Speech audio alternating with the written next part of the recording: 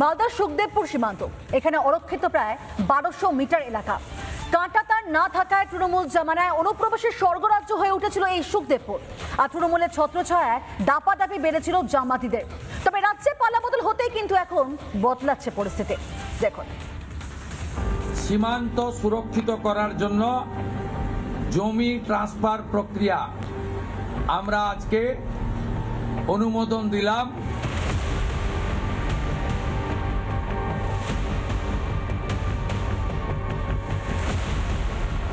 নতুন Bangla অনুপ্রবেশে zero tolerance তা স্পষ্ট বুঝিয়ে দিয়েছেন রাজ্যের মুখ্যমন্ত্রী শুভেন্দু অধিকারী। রাজ্যের অরক্ষিত সীমান্ত সুরক্ষিত করতে নির্দেশ জারি করে দিয়েছেন মুখ্যমন্ত্রী। এতেই খুশির হাওয়া সীমান্তের বাসিন্দাদের মধ্যে। মালদার বৈষ্ণবনগর বিধানসভার সুখদেবপুর গ্রাম, এই গ্রামের ঠিক উল্টো দিকে রয়েছে চাঁপাইনবাবগঞ্জ। এই সুখদেবপুর গ্রামে এখনো পর্যন্ত যে ছবিটা আমি দেখাচ্ছি তা হচ্ছে কাঁটাতার রয়েছে, কিন্তু এই সুখদেবপুরেরই প্রায় 1200 মিটার এখনো পর্যন্ত ফাঁকা রয়েছে। দেখতেই পাচ্ছেন একটু দূরেই সেখানেই কিন্তু বাংলাদেশ, এর ঠিক পেছনেই রয়েছে বাংলাদেশ। সুতরাং বাংলাদেশে থেকে যারা জেহাদিরা তারা বারংবার এপার বাংলায় আসছে, এই এলাকার মানুষজনের চাষাবাদের জমি তারা নষ্ট করছে, এমনকি এখান থেকে গরু চুরি করে নিয়ে তারা চলে যাচ্ছে এবং একই সঙ্গে আরো একাধিক অপরাধমূলক কাজ হচ্ছে। তৃণমূলের ছত্রছায়ায় এখানেই দাপাদাপি করত জামাতিরা। এই যে রাস্তা দেখতে পাচ্ছেন সেটাই হচ্ছে কি বাংলাদেশ, অর্থাৎ 100 মিটারও দূরত্ব কিন্তু এখান থেকে নেই বাংলাদেশ এবং ভারতের মধ্যে।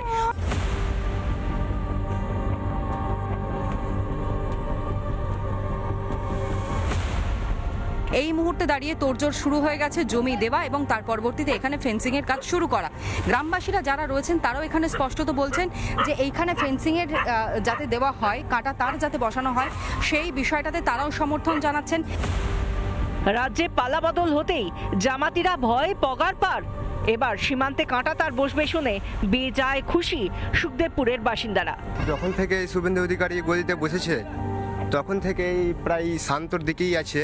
যত তাড়াতাড়ি পারে তার ভাড়াটা যেন আমাদের হয় এবং 0 পয়েন্ট দিয়েই যেন হয়। গ্রামের মানুষজন জমি দিতে তো প্রস্তুত আছে। তার বেড়াটা 0 পয়েন্ট দিয়ে চলে গেলে আমাদের গ্রামবাসী আমরা শান্তি পাবো। আমরা জমি দিতে ইচ্ছুক। সব থেকে বড় অভিযোগ এখানেই উঠেছিল যে ওপার বাংলা, যেহেতু এখানে বিস্তীর্ণ এলাকা এখনো পর্যন্ত কাঁটাতার নেই, সেই কারণের জন্য কি হতো, বাংলাদেশে থেকে জিহাদিরা তারা রীতিমতন এখানে এসে দাপিয়ে বেড়াতো রাতের অন্ধকারে। কিন্তু বিজেপি রাজ্যে ক্ষমতায় আসতেই স্বস্তিতে সুখদেবপুরের চাষিরা বলছেন এবার কাঁটাতার বসবে। কথা দিয়ে কথা রেখেছেন শুভেন্দু অধিকারী। এখন 45 দিনের ভিতরে আমাদের এখানে তার ভাড়া অবশ্যই হবে। হ্যাঁ, খুশি, তার ভাড়া হয়ে গেলে আমরা খুশি।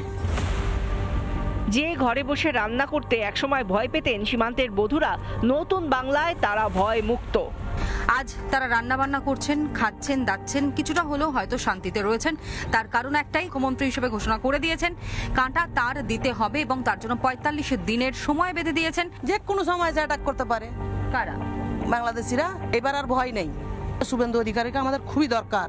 আর দিদি নেই, এখন দাদা চলে এসেছে, আর তোর দাদাগিরি খাটবে না। মানে অশেষ ধন্যবাদ। হ্যাঁ, জমি দিব না কেন, দেশের জন্য জীবন দিব, জমি দিব না মানে। ভবিষ্যৎ প্রজন্মকে সুরক্ষিত করছেন মুখ্যমন্ত্রী শুভেন্দু অধিকারী। তাই ধন্যবাদ জানাচ্ছেন সুখদেবপুর সীমান্তে বাংলাদেশি জিহাদিদের হাতে আক্রান্ত জিতেন ঘোষ। শুভেন্দু অধিকারী যদি এই কাজটা করে দেয়, তারপর আমরা ভাববো যে আমরা বর্ডারবাসীর লোক, বর্ডার সাইডের লোক, আমরা জীবনে এটা ধন্যবাদ করবো। তৃণমূল সরকারের পতন চেয়েছিলেন এই গোটা রাজ্যের মানুষের পাশাপাশি সীমান্তবর্তী এলাকার মানুষও। তারা পরিষ্কার করে ধন্যবাদ জানাচ্ছেন এই রাজ্যের বিজেপি সরকারকে, এই রাজ্যের মুখ্যমন্ত্রী শুভেন্দু অধিকারীকে। ভিডিও জার্নালিস্ট মীরা চালির সঙ্গে তনয় ঘোষ, রিপাবলিক বাংলা, সুখদেবপুর।